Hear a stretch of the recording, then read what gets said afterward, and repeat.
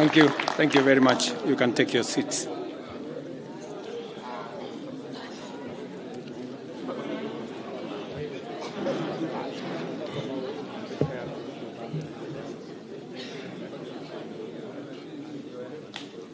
When I assumed office 20 months ago, our country was facing tremendous economic challenges, escalating cost of essential household commodities, high fuel prices, rapid depreciation of the Kenya shilling, and spiraling public debt were threatening to ground our economy. My administration has worked hard and consistently so that today the prices of essential commodities like unga have dropped from 240 shillings for a 2-kilogram packet to Kenya shillings 100, majorly attributed to our fertilizer subsidy program, the resilience of our farmers, and good rains that were given to us by God.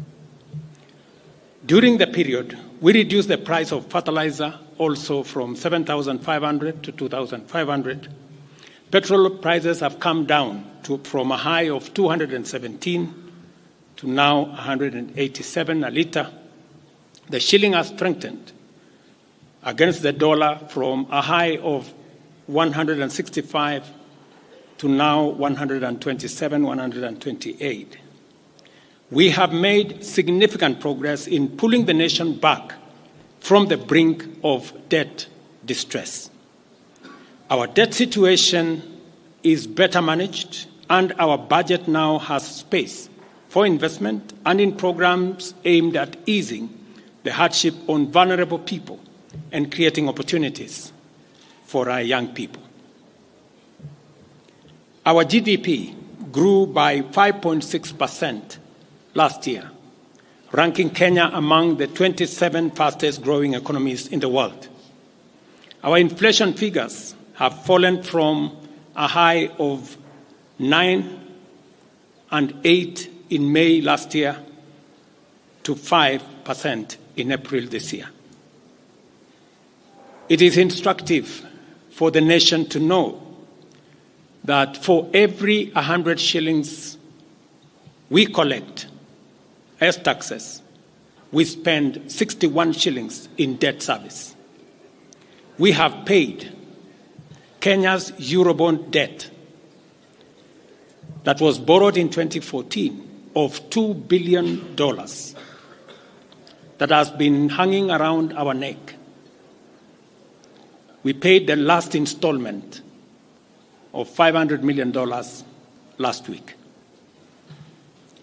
Today, Kenya's debt burden is much less, more sustainable, and we are on course to redeem our country from the discomfort of debt and assert our sovereignty. Early this year, Treasury had proposed a budget of 4.18 trillion. I did direct that it be reduced by 200 billion to come down to 3.99 trillion. The Finance Bill 2024, generated to actualize this budget, underwent public participation, which resulted to concessions by which we agreed to drop proposals on VAT on bread, motor vehicle circulation tax, VAT on locally manufactured diapers and sanitary pads, as well as excise duty on money transfer services, among others. The additional tax measures we had proposed in this year's finance bill were to raise money in the tune of 346 billion. When the concessions were made, subsequent to public participation that was undertaken by Parliament, that came down to 200 billion. I had made this proposal taking into account our situation and the priorities that are there. I want to thank the members of Parliament seated behind me and those who voted yes for identifying the priority areas of our nation. Because when I made the proposals to Parliament with my cabinet, we had certain critical priorities for the nation. Number one is our agriculture.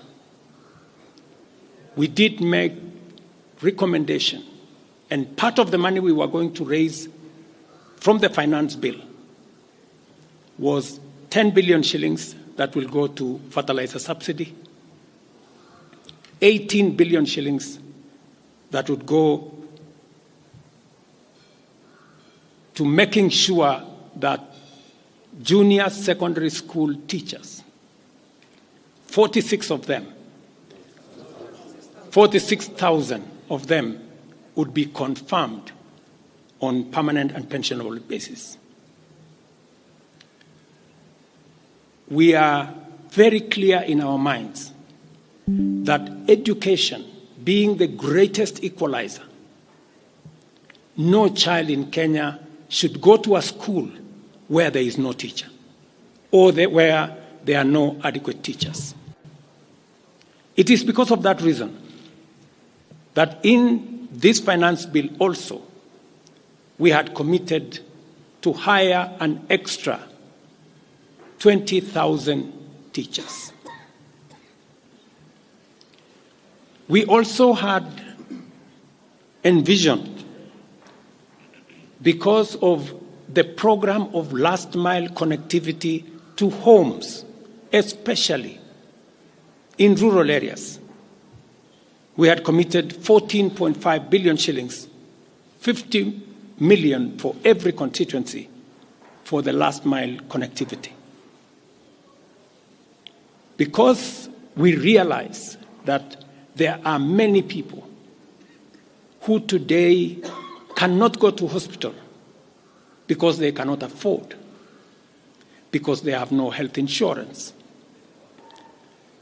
We had committed 6 billion shillings to operationalize our universal health coverage plan that would make it possible for every citizen to have a health insurance, those who cannot afford to be paid for by the government of Kenya, and to also operationalize the chronic illness fund that would make it possible for those who suffer from cancer, diabetes, hypertension, to be able to go to hospital, be treated, and go home without being asked for any money.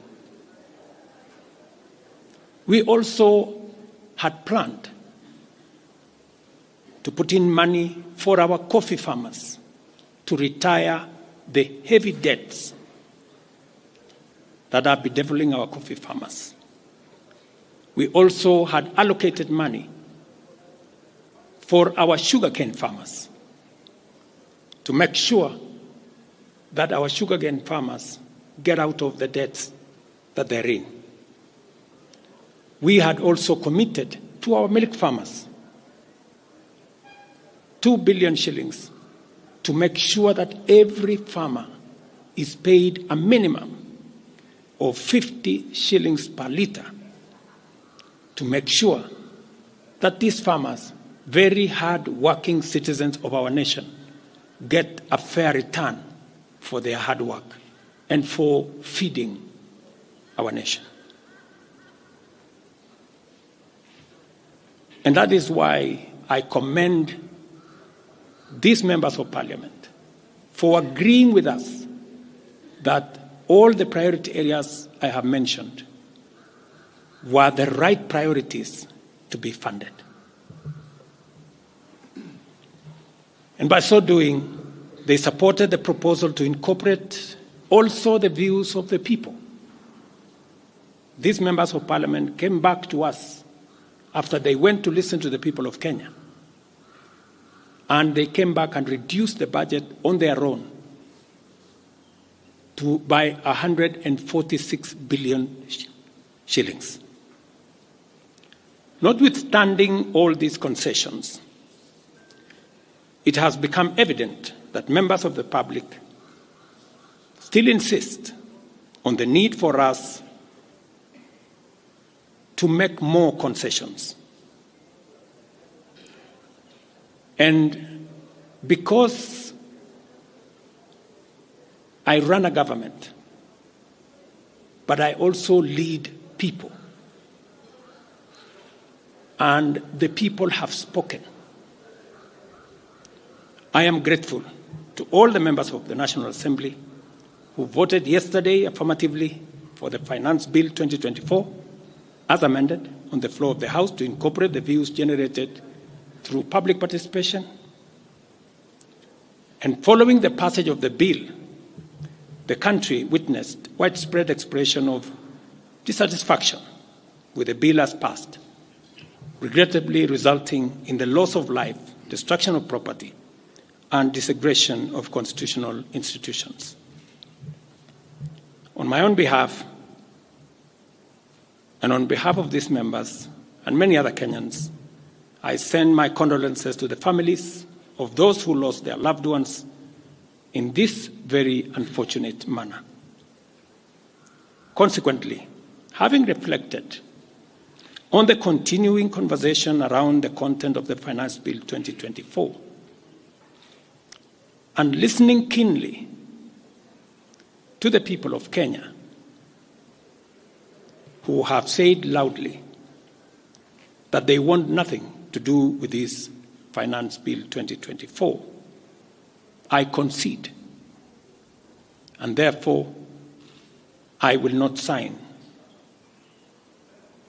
the 2024 Finance Bill, and it shall subsequently be withdrawn, and I have agreed with these members that that becomes our collective position.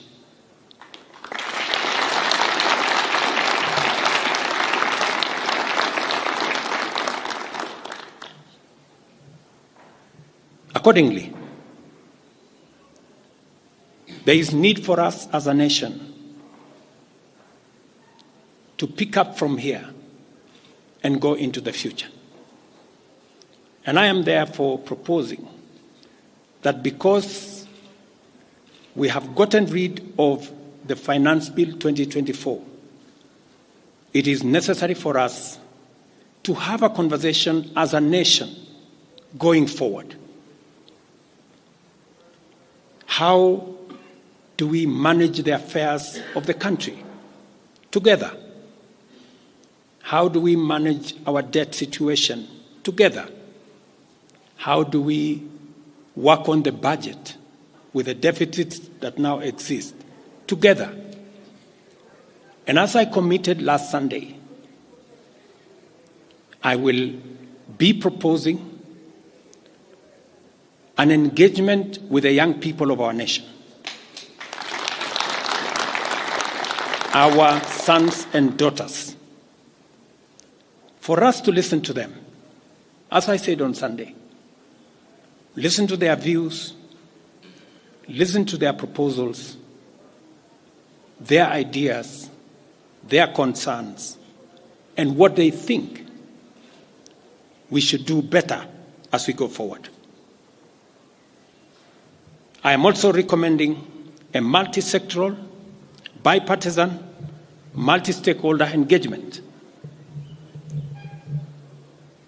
from civil society, religious organizations, professional bodies, for us as a nation to speak to the future of our country, again, together. And this will be on matters that are contained in the bill and matters that the people of Kenya have canvassed in the conversation that has been going on. In this regard as well, I am directing for immediate further austerity measures to reduce expenditure, starting with the Office of the President, the entire presidency, and extending to the entire executive arm of government. Operational expenditure in the presidency be reduced to remove allocations for the confidential fort, reduce travel, hospitality, purchase of motor vehicles, renovations, and other expenditures. This will cover the entire presidency and also the executive arm of government. I also propose that equally, Parliament, the judiciary, and county governments, working with the National Treasury, also undertake budget cuts and austerity to ensure that we do live within our means, respecting the very loud message that is coming from the people of Kenya.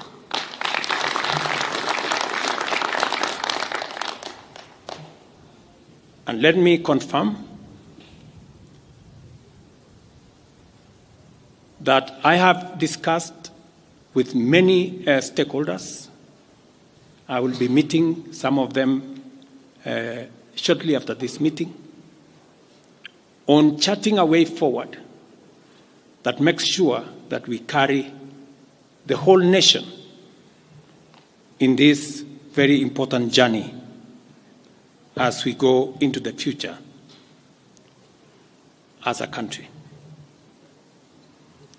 Let me also confirm that as we deal with austerity, the loud message on dealing firmly, decisively, and expeditiously with corruption is a matter that we have discussed and we have agreed that it will take the front banner as we go into the future.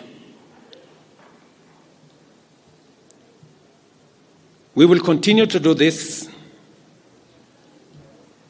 and carry out this very important conversation.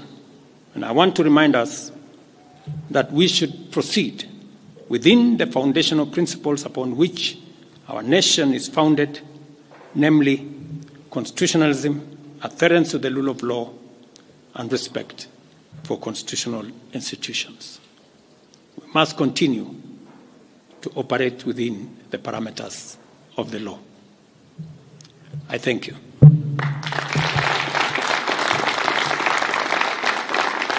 I will take a few questions, 3 questions to be specific. Thank you, Your Excellency. And the first question will start with Elizabeth Mutuku from TV47. Good evening. My question is on young leaders from the Gen Z generation who were abducted yesterday and the day before yesterday. What happens to that?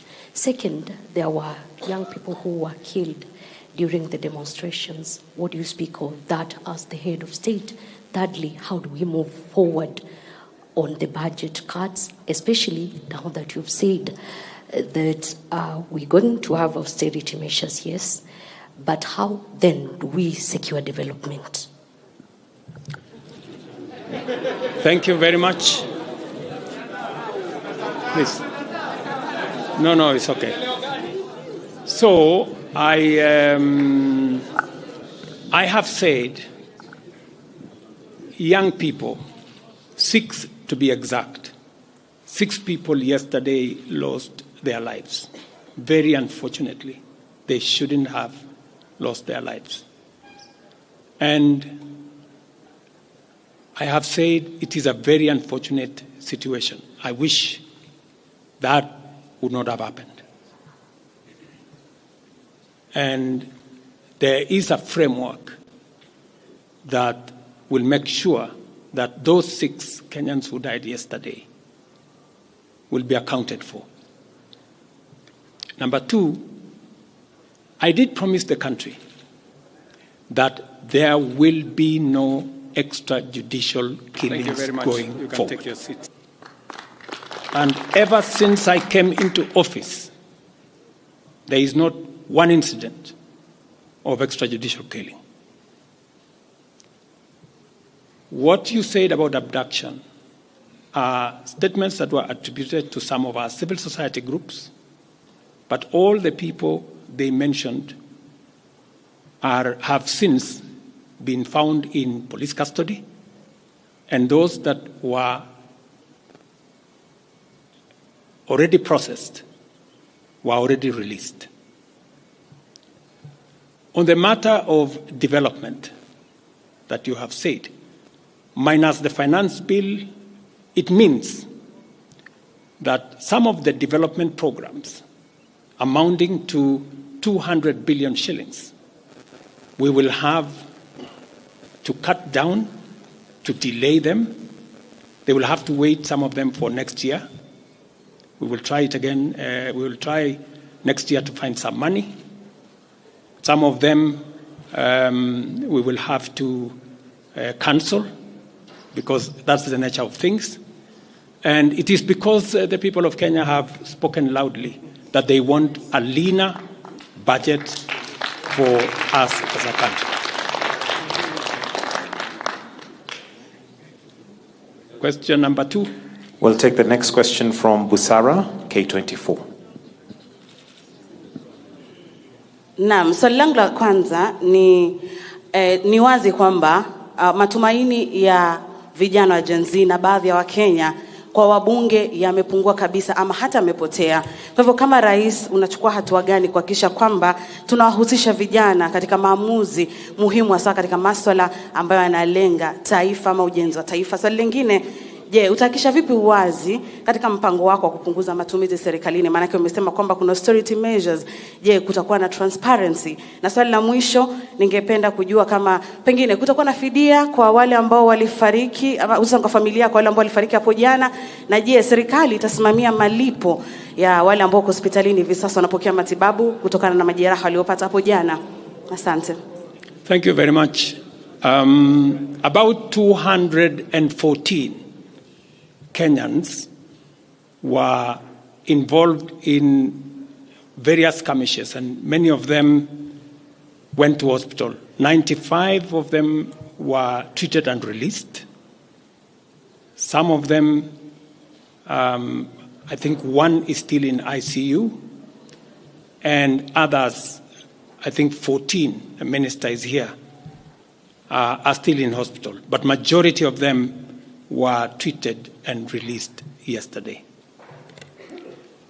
As I have told you, on those who lost their lives, there will be a mechanism of how they will be accounted for. On the young people whom you have said, how do we listen to them? Let me say the following. Number one, I did make a very clear, determined program to create opportunities for young people to work. It was in our manifesto. It is in my plan. As I talk to you, 3 of the programs are going on.